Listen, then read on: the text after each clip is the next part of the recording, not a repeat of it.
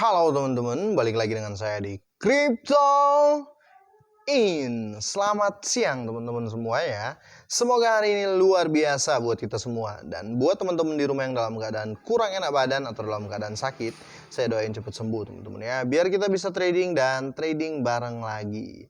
Dan tidak lupa juga buat teman-teman yang sudah subscribe dan dukung channel ini, sehat dan sukses selalu buat kalian semuanya teman-teman ya. Oke, hari ini saya bahas Baby Doge teman-teman ya. Ya agak mengecewakan sih menurut saya, tapi it's okay, untuk jangka panjang saya tetap berpihak ke Baby Doge karena ini salah satu koin idola saya teman-teman ya. Kemarin saya sempat update 4 koin saya ya, termasuk Baby Doge teman-teman ya.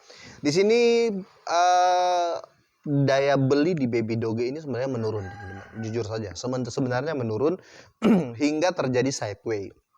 Tapi untuk holder ya, untuk holder jangka panjang ini bukan masalah. Sekali lagi saya katakan ini bukan masalah. Jangan berpatok ke harga harian. Oke, langsung kita cek. Untuk di official Twitternya Baby Dogecoin teman-teman ya. Untuk followernya 958, sedikit lagi 1 juta lah.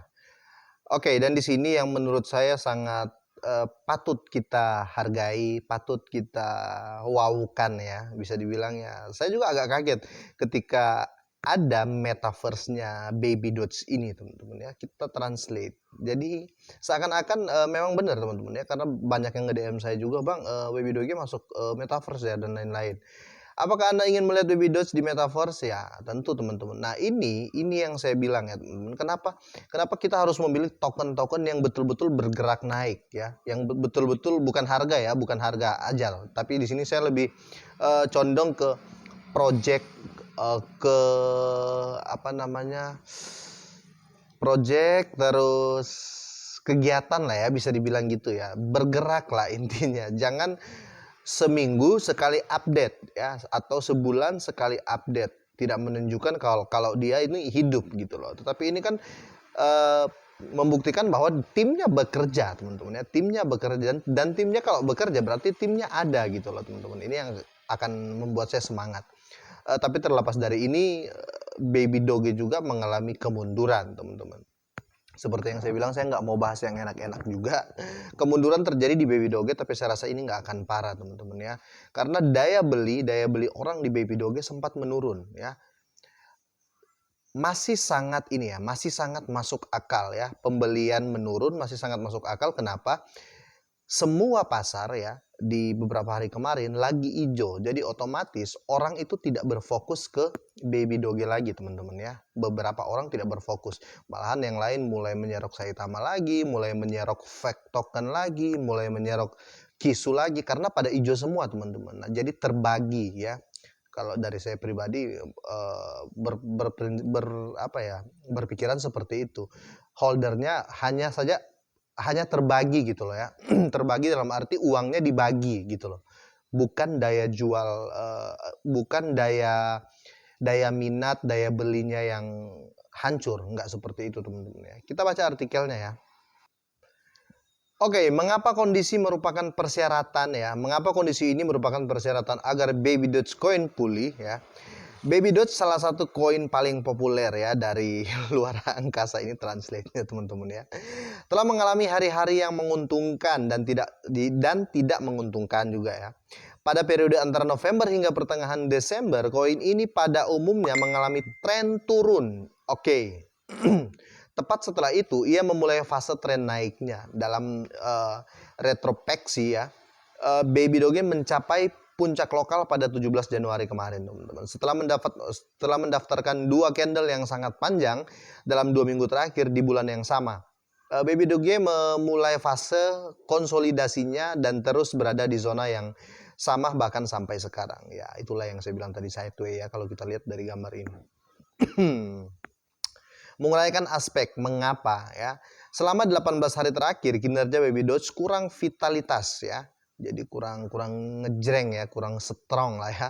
Kekuatan dan keyakinan. Hal yang sama dapat dikaitkan dengan tekanan sisi beli yang rendah. Yang seperti yang saya jelaskan tadi, pembelian itu menurun untuk di Baby Doge ini. Tetapi kalau kita lihat dari berbagai aspek, dari berbagai penjuru teman-teman ya, Ya wajar-wajar saja, karena apa? Semua token ya, koin meme, token micin, semua itu lagi ijo ya, bukan cuma itu juga, token-token lama juga lagi ijo. Dari orang ya punya uang 1 juta itu dia nggak akan belikan baby doge semua gitu loh. Pasti dia akan bagi, oh ini lagi ijo nih, pasti naik, trennya lagi bullish nih, enak masuk nih ya. Kebanyakan seperti itu.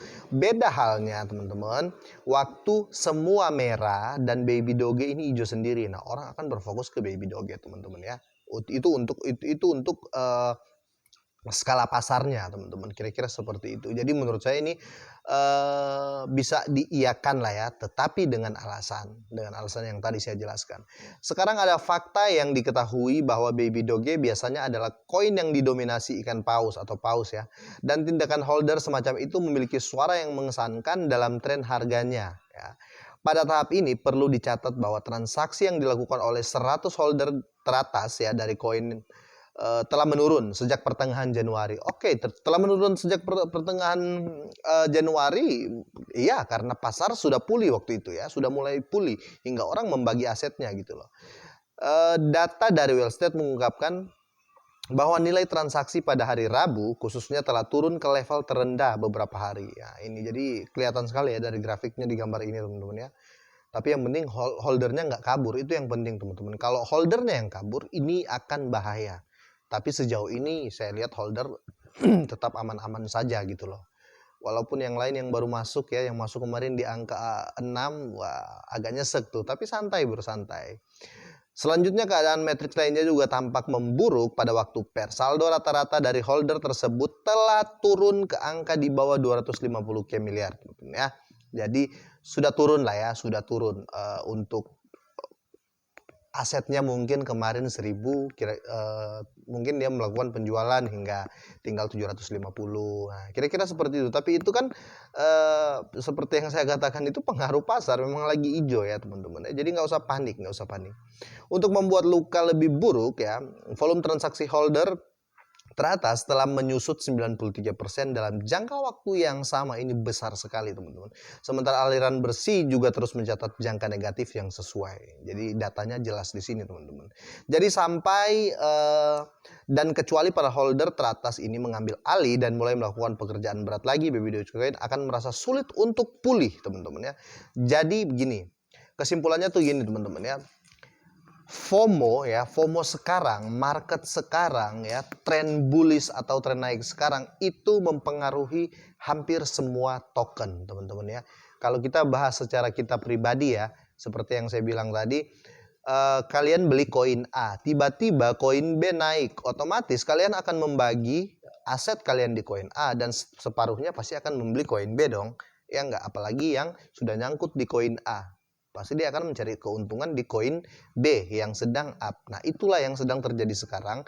Kenapa sampai anjlok seperti ini ya, untuk aset holder pun berkurang, daya beli pun berkurang. Saya rasa itu faktor utama yang membuat daya beli ini anjlok. Jadi nggak masalah besar menurut saya. Tidak menjadi masalah besar ya. Saya rasa ke depan akan berangsur-angsur pulih. Bukan baby doge saja teman-teman. Semua token ya yang kalian lihat harganya saat ini ya, kalian tidak akan temukan harga saat ini lagi di 2 atau 3 tahun ke depan teman-teman. Percaya sama saya. Nanti kita akan ketemu di 2-3 tahun ke depan dan kita lihat apakah harganya masih sama. Tidak akan mungkin sama. Pasti akan naik. Oke. Kira-kira ini saya dulu teman-teman, berita terupdate dari baby doge. Semoga ini bermanfaat ya. Seperti biasa, sehat dan sukses selalu buat kalian semua. Selamat siang.